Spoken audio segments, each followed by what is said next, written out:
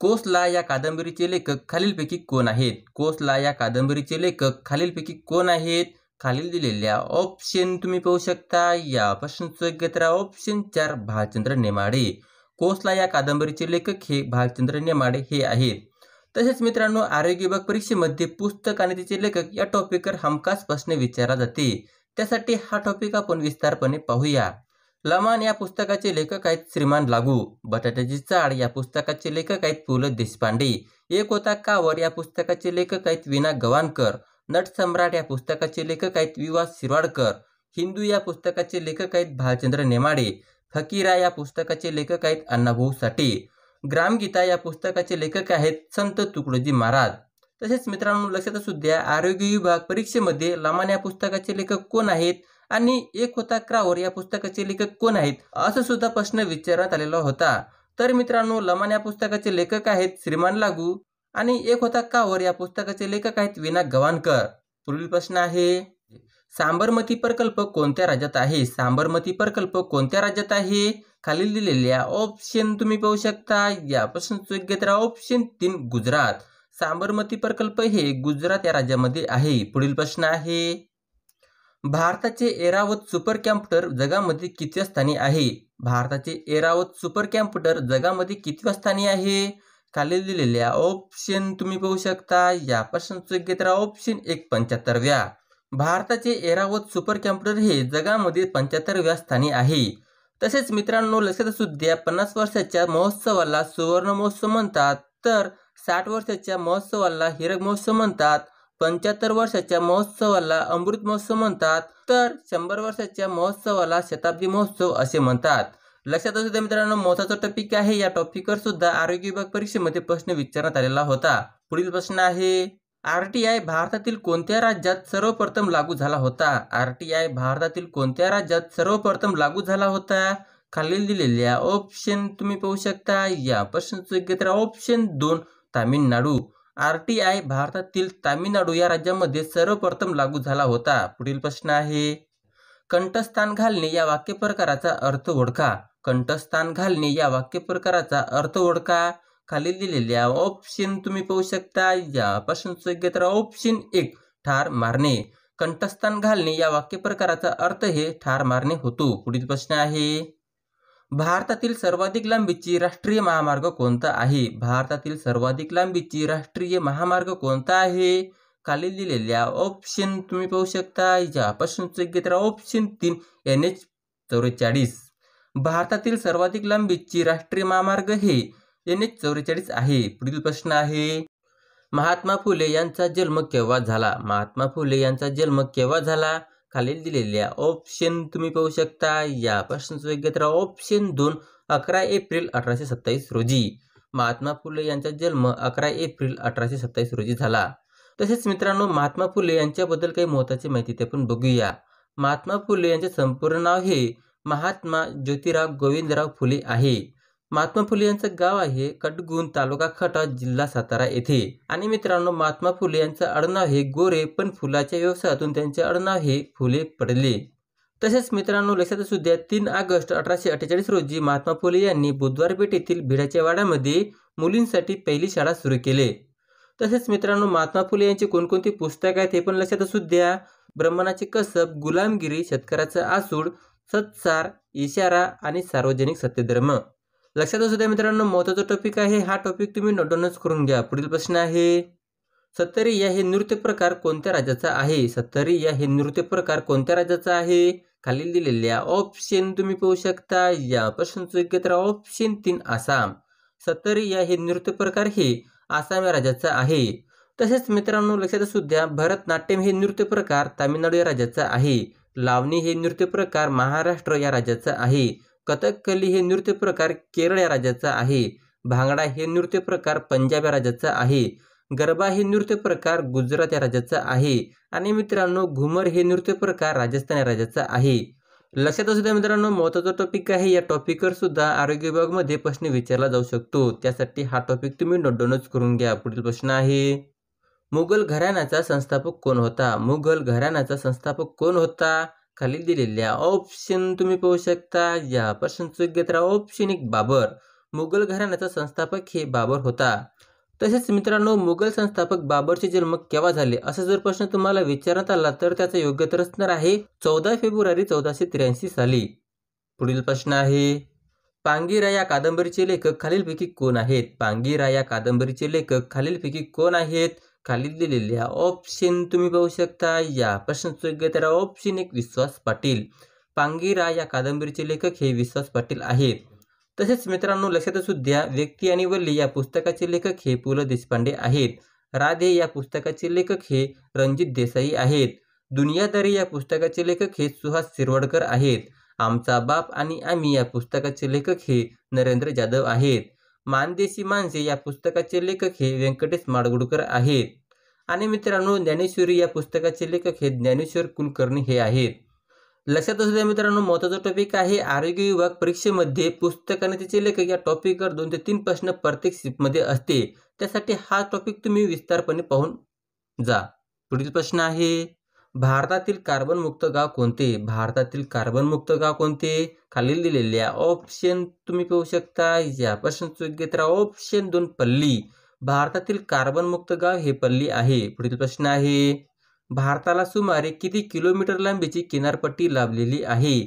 भारताला सुमारे किती किलोमीटर लांबीची किनारपट्टी लाभलेली आहे? खालील दिलेल्या ऑप्शन तुम्ही पाहू शकता. या प्रश्नाचं योग्य उत्तर ऑप्शन 1 7500.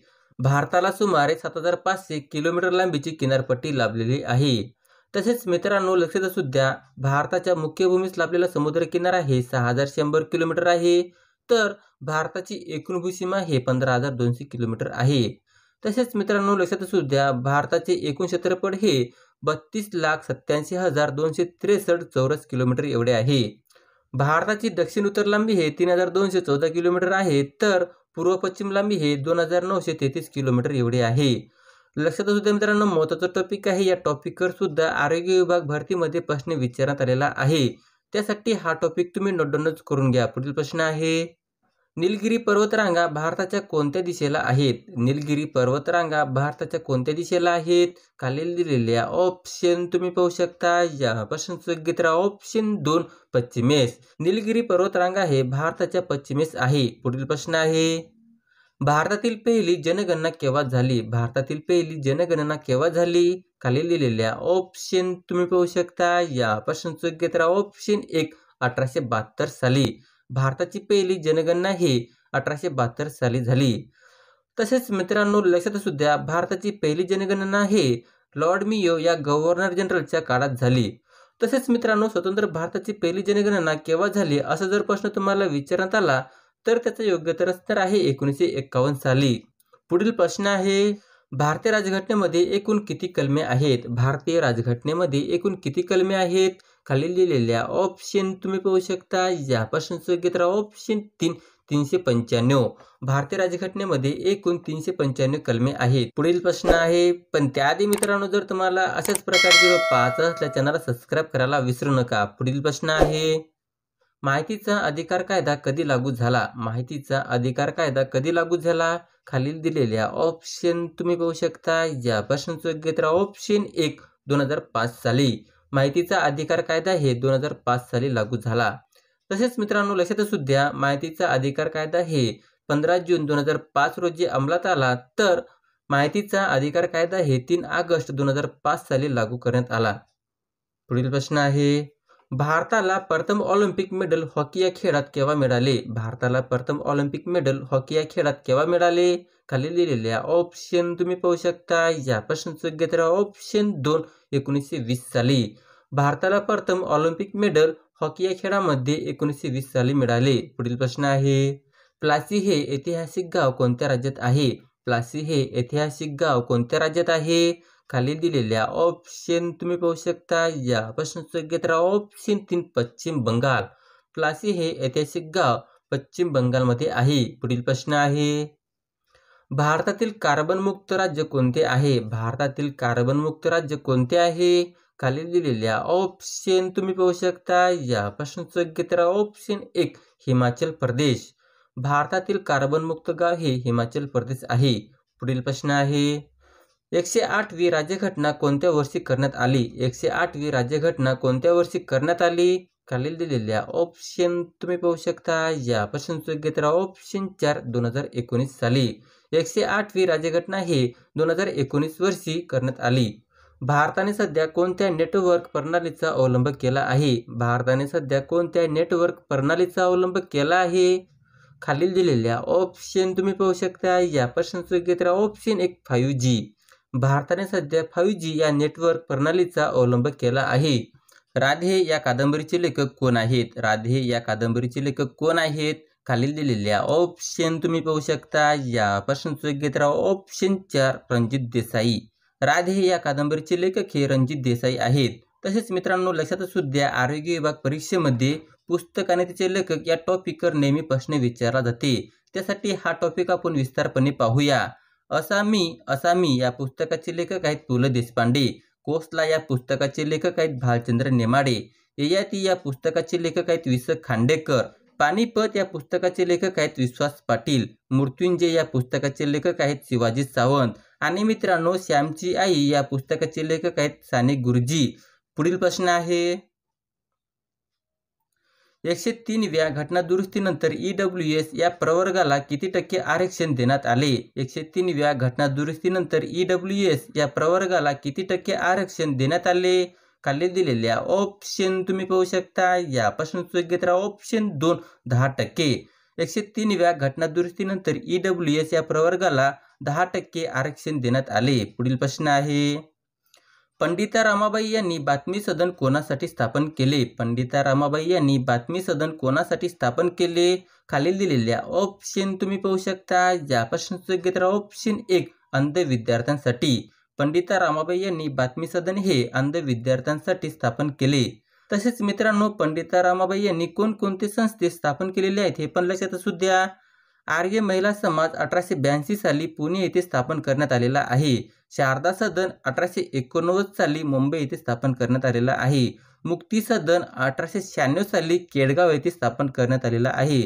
तसेच मित्रांनो पंडिता रमाबाई यांनी पतित स्त्रियांसाठी कृपा सदन ही संस्था स्थापन केलेली आहे. अनाथ मुलांसाठी सदानंद सदन ही संस्था स्थापन केलेली आहे. आणि मित्रांनो अंध विद्यार्थ्यांसाठी पहिली शाळा बातमी सदन स्थापन केलेली आहे.